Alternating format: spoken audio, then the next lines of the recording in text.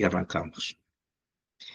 Una vez más estamos reunidos en esta mañana para iniciar nuestra jornada diaria en la presencia de Dios. Con ustedes el obispo Alejandro Guevara de la Iglesia Anglicana de Continuación en Latinoamérica. Empezamos entonces con la oración de cada día, pidiendo perdón a Dios por nuestras culpas. Y decimos así: en el nombre del Padre, del Hijo y del Espíritu Santo. Amén. Omnipotente y misericordioso Padre, hemos errado y nos hemos extraviado de tus caminos como ovejas perdidas. Hemos seguido demasiado los designios y deseos de nuestro propio corazón y hemos faltado a tus santas leyes. Hemos dejado de hacer lo que debíamos haber hecho y hemos hecho lo que no debíamos de hacer, y en nosotros no hay salud. Mas tú, oh Señor, compadécete de nosotros, humildes pecadores. Libra, oh Dios, a los que confiesan sus culpas. Restaura a los que se arrepienten, según tus promesas declaradas al género humano en Jesucristo nuestro Señor. Y concédenos, oh Padre misericordioso, por tu amor, que de aquí en adelante vivamos una vida sobria, santa, justa, para la gloria de tu santo nombre. Amén. El Dios Todopoderoso, Padre de nuestro Señor Jesucristo, que no desea la muerte del pecador, sino que se convierta de sus maldades y viva, ha dado poder y mandamiento a sus ministros para declarar y pronunciar al pueblo arrepentido la absolución y remisión de sus pecados. Él perdona y absuelve a todos los que verdaderamente se arrepienten y sinceramente creen en su santo evangelio. Por tanto, roguémosle que nos conceda verdadero arrepentimiento y Espíritu Santo, para que por las obras que hasta el presente hacemos le sean agradadas, y que nuestra vida de aquí en adelante sea pura y santa, para que algún día obtengamos la bienaventuranza eterna por Jesucristo nuestro Señor. Amén. Bueno, dejamos el viernes un tema iniciado, el odio, y iniciamos haciendo una reflexión seria acerca de cuánto odio están sembrando en nuestro corazón. Palabras de odio, palabras de desaprobación al prójimo, palabras de desánimo, palabras de desaliento, palabras de todo tipo que no ayudan a aumentar nuestra fe, a afianzar nuestra esperanza, a tener nuestra confianza puesta en Dios. Son palabras que van minando nuestro corazón y de una o de otra manera van empezando a sembrar discordia en nosotros, van empezando a sembrar en cada uno de nosotros desconfianza, desasosiego. Terminamos nosotros desanimados. Y en el fondo, todo este cóctel de cosas que se van almacenando en nuestro corazón, podemos llamarles amargura, maledicencias, venganza o deseo de venganza o deseo de hacer justicia propia con nuestras propias manos. Todas esas noticias que a diario escuchamos en la radio, todas esas cosas que a diario vemos en el carácter y acción de nuestros políticos, cómo este país cada día se va hundiendo más en la desesperanza y cómo se vende el ideal de una persona simplemente por dinero, sin importar si ese ideal está bien para el pueblo o no está bien para el pueblo, para tus hijos, que son la futura Colombia, para ti, que estás esforzándote por conseguir una pensión digna. Y este país te dice, y este gobierno te dice entonces que cuando lo logres te va a pensionar con 180,000 pesos mensuales. Bendito Dios. Bueno, todas esas cosas siembran odio en nuestro corazón. Decíamos que vivíamos en una sociedad enferma, en una sociedad profundamente enferma, con mucho deseo y mucha necesidad de ser restaurada, y que la religión que nosotros practicamos no alcanza a satisfacer esa demanda del espíritu o de la espiritualidad contemporánea. El hombre contemporáneo necesita respuestas. El hombre contemporáneo necesita a gritos a un Dios que pueda responderle. a un Dios con el que pueda hablar, a un Dios con el que pueda interactuar. La labor pastoral de la mayoría de los líderes cristianos en todas las esferas cristianas se ha quedado corta. Se ha quedado reducida simplemente a discursos morales y no hay una enseñanza de tipo práctico, bien pragmática, que te diga y te señale el camino que debes transitar cada día, que te enseñe a estar atento a la forma en que debes estar resolviendo todas estas inconvenientes, todas estas dificultades, cómo buscar a Dios en medio de la angustia, cómo conservar la paz de Dios en medio de este caos. Y sobre todo la pregunta de fondo es, ¿cómo aprender a amar en medio de esta desazón de cosas tan impresionante en las que estamos sumergidos? Yo pienso que nunca en la historia de la humanidad ha sido tan difícil, tan verdaderamente difícil aprender a amar o mantener el amor de Dios en nuestro corazón. Ya vamos hoy a continuar hablando acerca de la última frase que dejamos el viernes y dijimos, bueno, esto lo vamos a hablar con un poquito más de tranquilidad la próxima vez. Y para acercarnos a esta frase y a una comprensión más meridiana de esta frase, la frase es, el odio es la negación directa de la naturaleza divina. Hoy vamos a ocuparnos un poquito acerca de eso. Bueno, tenemos entonces que hay un texto bíblico que quiero leer para ustedes en este momento y es la famosa historia que ya todos conocemos en el libro del Génesis de Caín y Abel, ¿no? Ya conocemos la historia de la caída de Adán y Eva. Ahora vamos a ver qué fue lo que sucedió con Caín y Abel. Capítulo 4 de Génesis dice lo siguiente. Y el hombre conoció a Eva, su mujer, y ella concibió y dio a luz a Caín. Y dijo, he adquirido varón con la ayuda del Señor. Después dio a luz a su hermano Abel. Y Abel fue pastor de ovejas y Caín fue labrador de la tierra. Y aconteció que al transcurrir el tiempo, Caín trajo al Señor una ofrenda del fruto de la tierra, y también Abel, por su parte, trajo de los primogénitos de las ovejas y de la grosura de los mismos. Y el Señor miró con agrado a Abel y a su ofrenda, pero a Caín y a su ofrenda no la miró con agrado.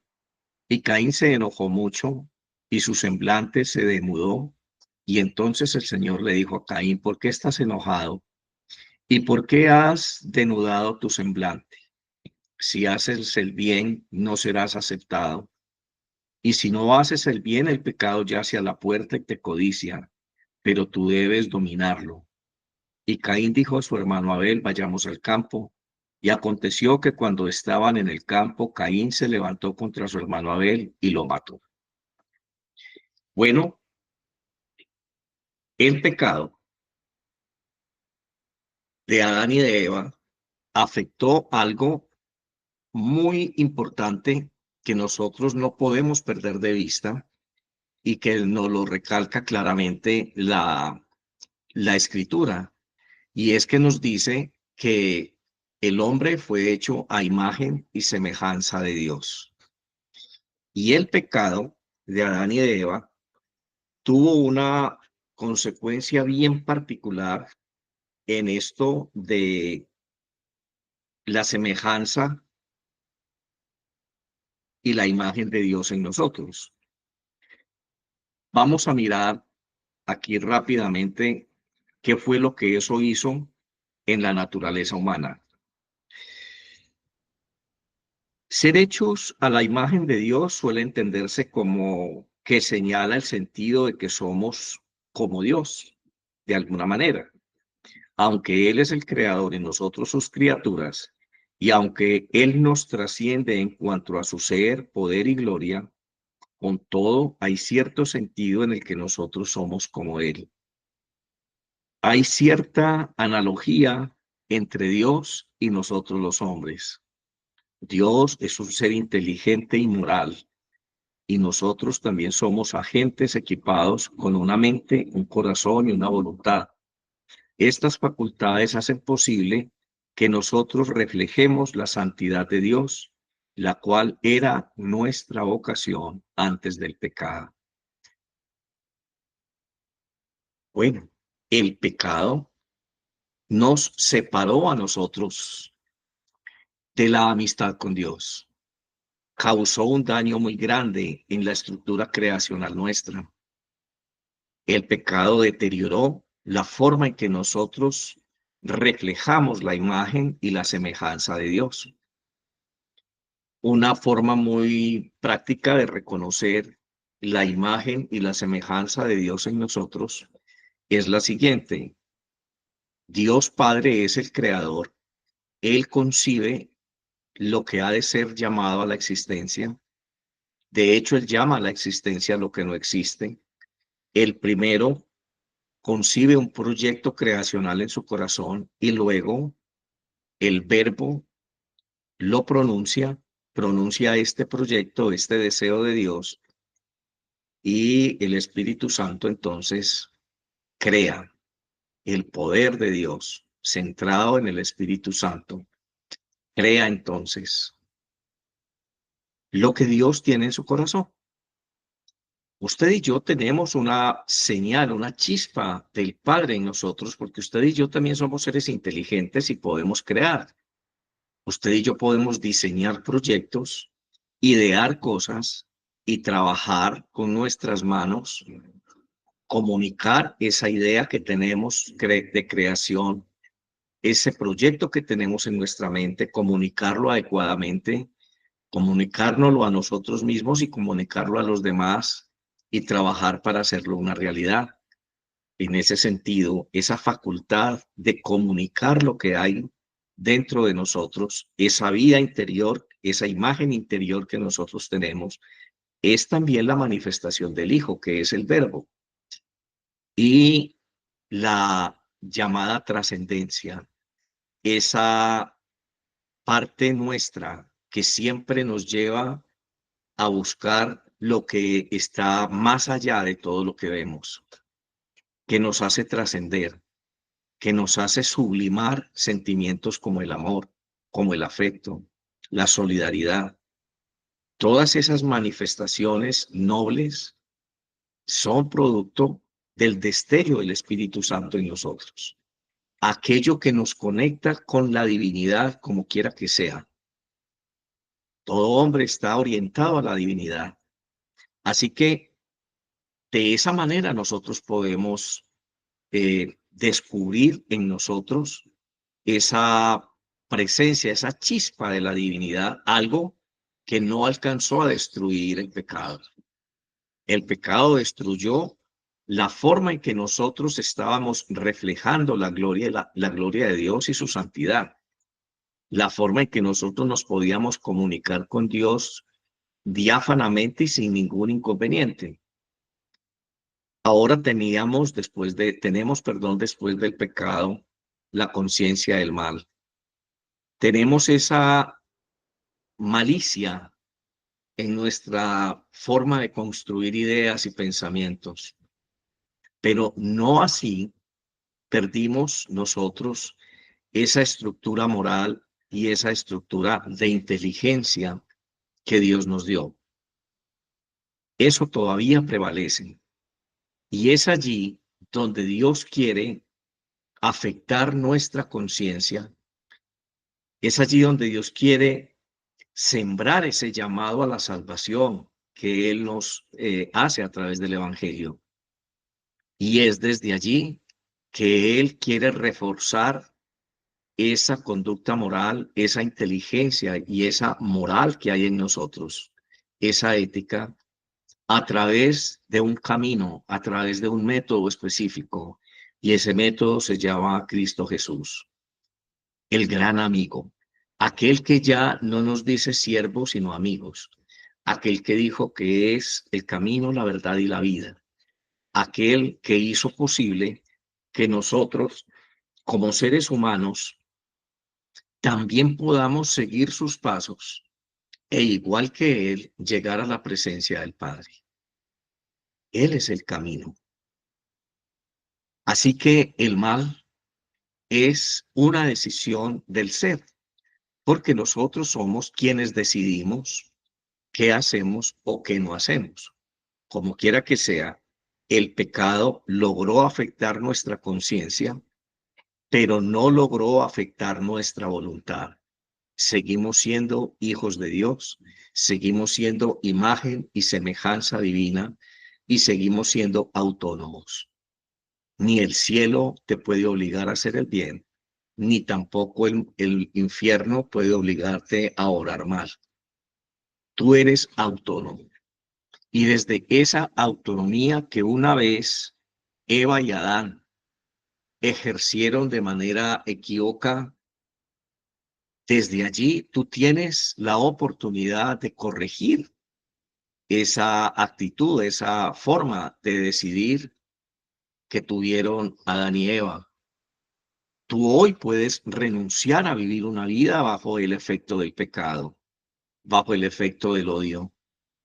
Tú hoy puedes elegir amar a Dios, mirar a través de esa ventana de trascendencia que el Espíritu Santo significa en la vida de cada ser humano. Es importante para empezar a preguntarnos qué hay más allá de todo esto que está creado y empezar a conectar con esa parte noble, pura, con esa parte sincera, solidaria en cada uno de nosotros, que nos hace a nosotros sensibles y materia prima para que Dios pueda hacer de nosotros un instrumento de amor.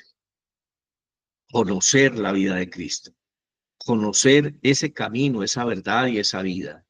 Es imperativo para que nosotros podamos, de alguna forma, aprender a llegar al corazón de Dios, a dialogar con Dios. Es obvio que después del pecado, como seres humanos, nosotros quedamos con una fuerte tendencia a hacer lo que a Dios no le agrada, a pensar como a Dios no le agrada. Pero no quiere decir eso que sea una condición irreversible. Cristo Jesús lo hizo posible. Cristo Jesús te puede enseñar a pensar como Él. San Pablo nos dice tener la mente de Cristo. Cristo Jesús te puede enseñar lo que el Padre quiere que tú sepas. De hecho, lo hizo. Y todo lo que el Padre quiere que nosotros sepamos, lo dejó condensado en las Sagradas Escrituras, desde tiempos inmemorables hasta hoy.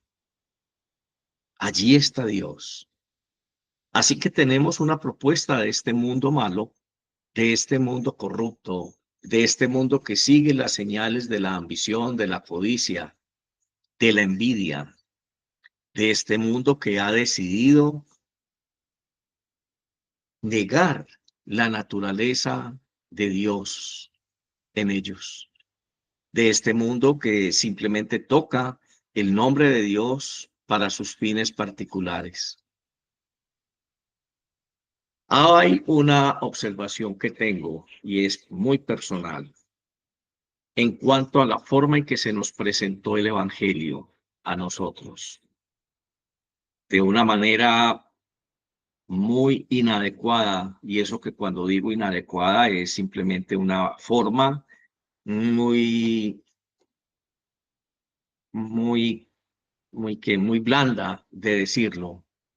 Casi que hay una intención malévola en ese cambio que hicieron, en esta forma en que nos evangelizaron. Y me refiero concretamente a la naturaleza de Dios contenida en los 10 mandamientos. Los 10 mandamientos, después de una seria valoración teológica, podemos terminar deduciendo que son la perfección moral de Dios. El carácter moralmente perfecto de Dios está aquí, en los 10 mandamientos. Y están contenidos en el capítulo 20 del libro del Éxodo. Y voy a leer para ustedes el primero y el segundo versículo para poder decirles a ustedes dónde estuvo la falla. Dice así, y habló Dios todas estas palabras diciendo, yo soy el Señor tu Dios que te saqué de la tierra de Egipto, de la casa de servidumbre. No tendrás otros dioses delante de mí. No te harás ídolo ni semejanza alguna de lo que esté arriba en el cielo, ni abajo en la tierra, ni en las aguas debajo de la tierra.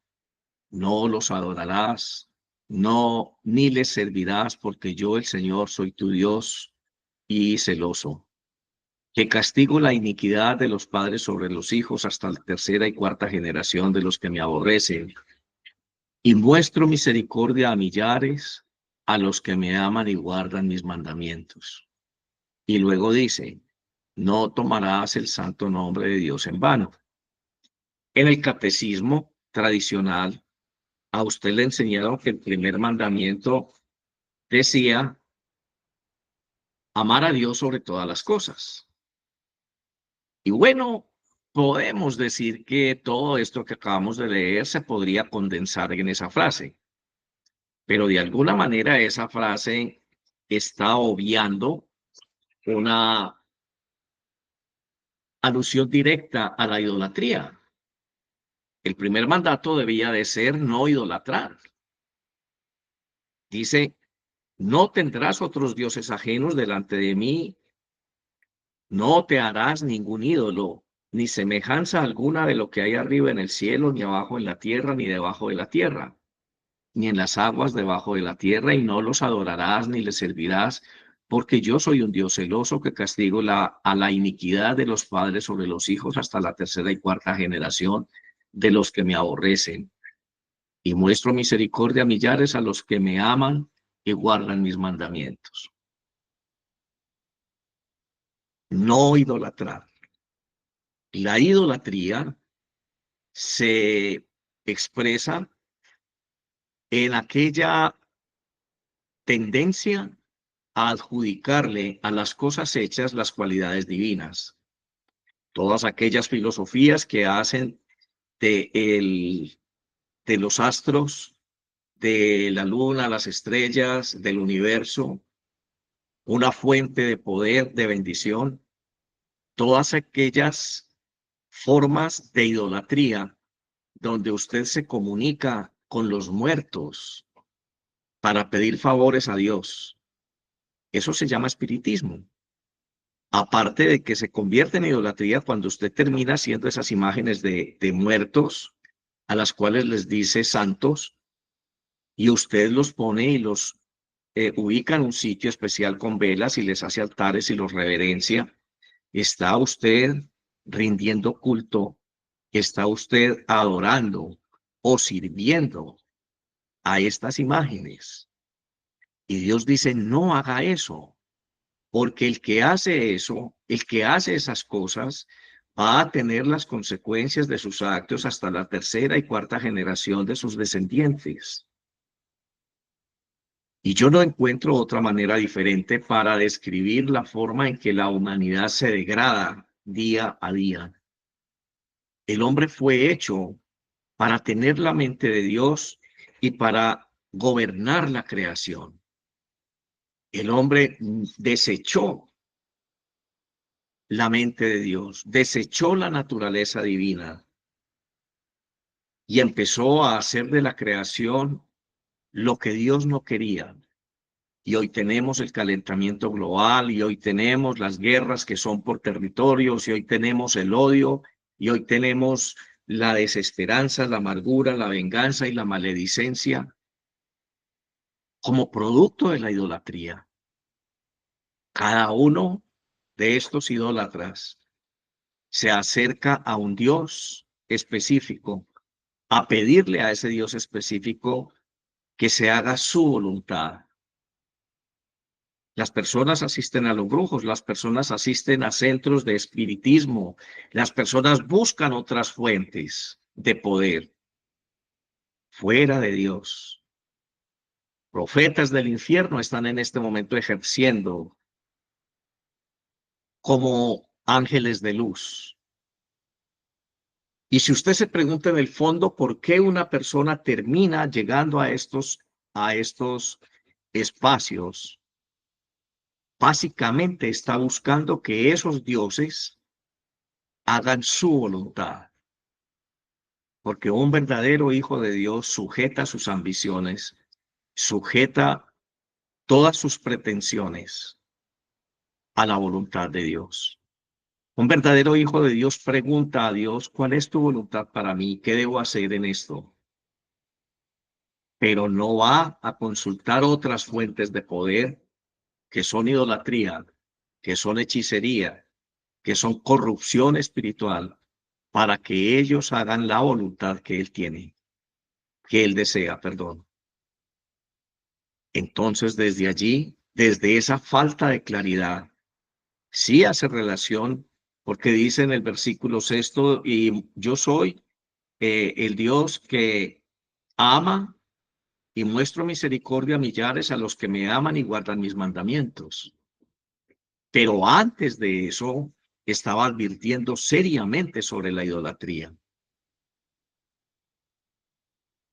La idolatría es la forma más densa de negación de la naturaleza divina. Hoy puedo terminar con esta charla diciéndoles a ustedes que toda idolatría genera odio, venganza, rencor, ambición, egoísmo, amor al dinero, lascivia, concupiscencia, todo tipo de cosas en el corazón humano. Y esa mezcla de cosas se convierten en la sintomatología de una enfermedad más grave que se llama el odio. Vamos a dejar aquí esta meditación. Vamos a ser rigurosos con el tiempo. Ya hace media hora que iniciamos. Terminemos orando. Mañana continuamos con estas ideas. Padre, te pedimos perdón porque de alguna manera se enseñó el catecismo de una forma equivocada. Antes de hablar del amor, tú hablaste de la idolatría. Y ese gran error, esa gran omisión, ha traído todo tipo de consecuencias negativas sobre la humanidad a través de los tiempos y hoy sobre nosotros y nuestras familias y descendientes. Te pedimos, Padre Santo, que hoy nos muestres y nos reveles cómo la idolatría es el virus y el germen del odio en nuestros corazones y cómo la idolatría se expresa libremente en nuestra sociedad corrupta y separada de ti. Y a toda forma y a todo tiempo están tratando de insertar ese odio en nuestro corazón. Permite, Padre Santo, que la Iglesia hoy pueda levantar su voz, corregir el error y empezar a atacar la idolatría como la fuente del odio en esta humanidad que se desvanece y se pierde porque no te conoce, Señor. En el nombre de Jesús te pedimos que hoy tu presencia nos acompañe, tu favor nos asista y tu misericordia nos libre del maligno y de toda forma de pecado. Amén y amén. Dios les bendiga. Un abrazo muy grande para todos. Que tengan un excelente día. Muchísimas gracias.